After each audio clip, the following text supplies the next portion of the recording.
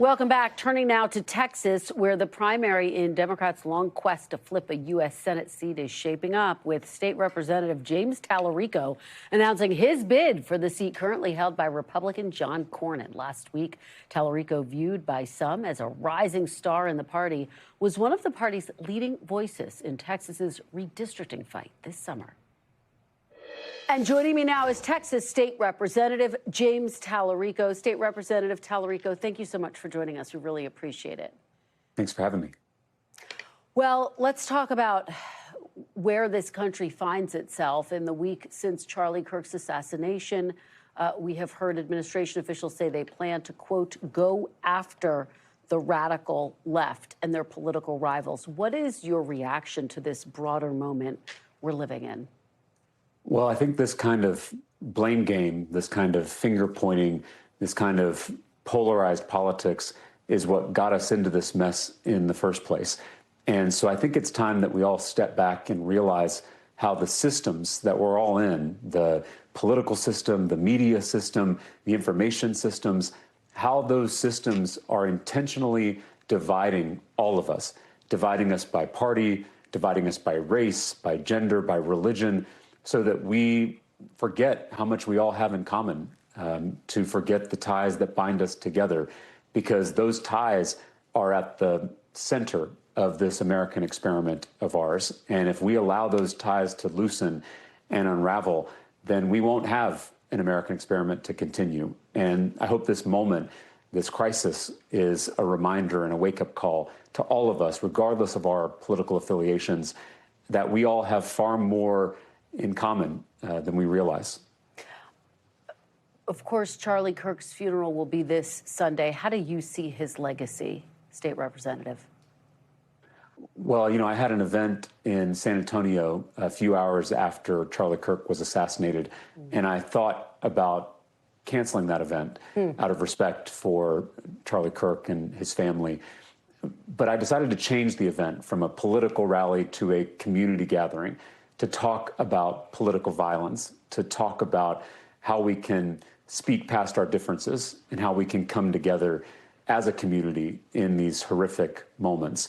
And that night, I think, was inspiring for me and for the folks in San Antonio, because people showed up who weren't just Democrats. There were independents, Republicans there. There were people who admired Charlie Kirk, people who vigorously disagreed with Charlie Kirk.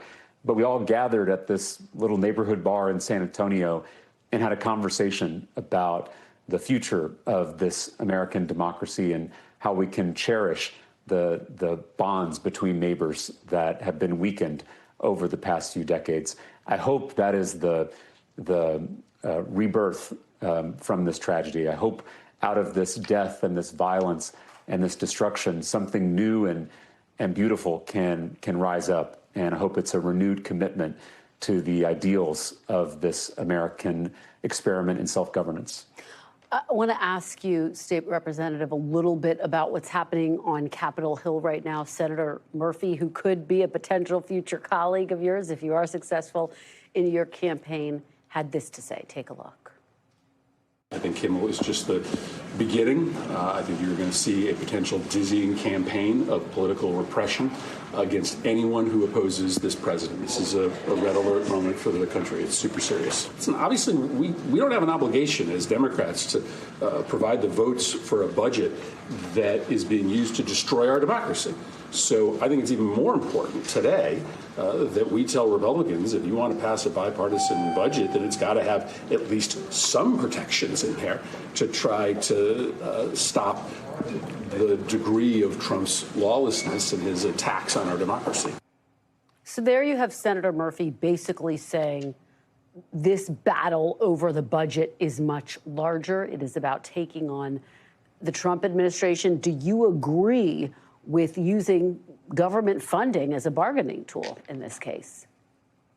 Well, I believe in the Constitution and I believe in checks and balances. And so the legislative branch has a moral responsibility in this system of ours to check the abuses of power from the executive branch. I'm obviously not a member of either branch of our federal government, given that I'm a state legislator at the moment. But I do believe that all of our federal lawmakers on both sides of the aisle should be looking at every tool in their toolbox to figure out how to maintain a balance of power in our federal government. Would you support, just to dig a little bit deeper, would you support shutting down the government if that were the way to push back against what Democrats perceive to be a budget that basically bolsters the president's agenda? I would be for keeping all options on the table. I think these strategic discussions have to consider every variable and every factor. I'm not privy to those discussions, not involved in those discussions, so I can't speculate on what I would advise or choose to do in that position. But I would be for considering all of those options, including a government shutdown. You know, back in Texas over the summer, my state legislative colleagues and I had to take a dramatic step of breaking quorum to shine a spotlight on this redistricting power grab happening in Texas and across the country.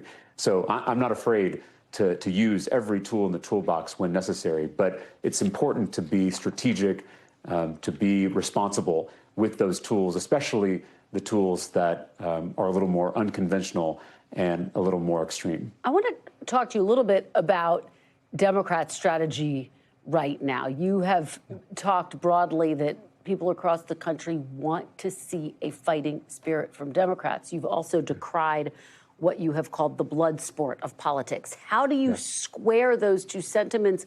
What should the strategy and messaging be right now from Democrats? Yeah, you know, in the wake of Charlie Kirk's assassination, I called for a new kind of politics, not a politics of fear or hate or division, but a politics of love. Now, love sometimes people think is weak or they think it's passive. In my experience, love is neither of those two things. In my faith, love is the strongest force in the universe.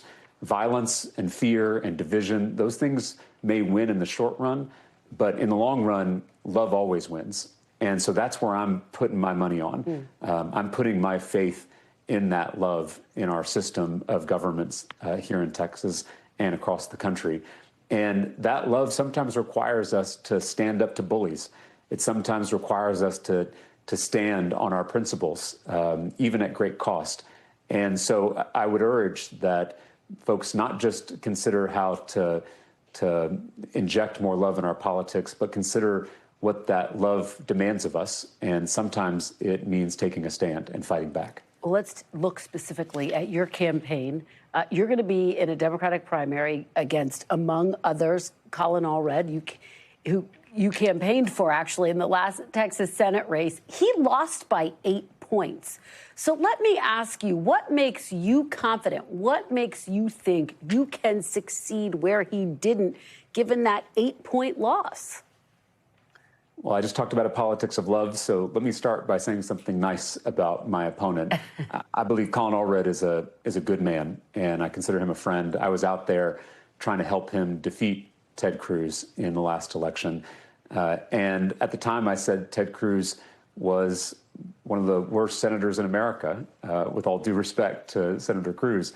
But now I think that title may be up for grabs when I look at the Republican field in this Senate race. And so I think Texans are going to have an opportunity in 2026 to hold John Cornyn and Ken Paxton accountable for their actions as elected leaders. That's the purpose of elections in this country. And John Cornyn was the deciding vote on the big ugly bill. Ken Paxton's crimes are well known. I was part of the bipartisan majority in the Texas legislature that impeached our corrupt attorney general.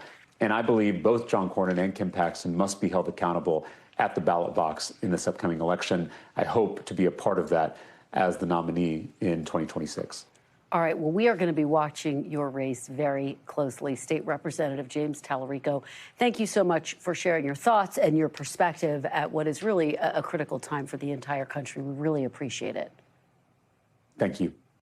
We thank you for watching. And remember, stay updated on breaking news and top stories on the NBC News app or watch live on our YouTube channel.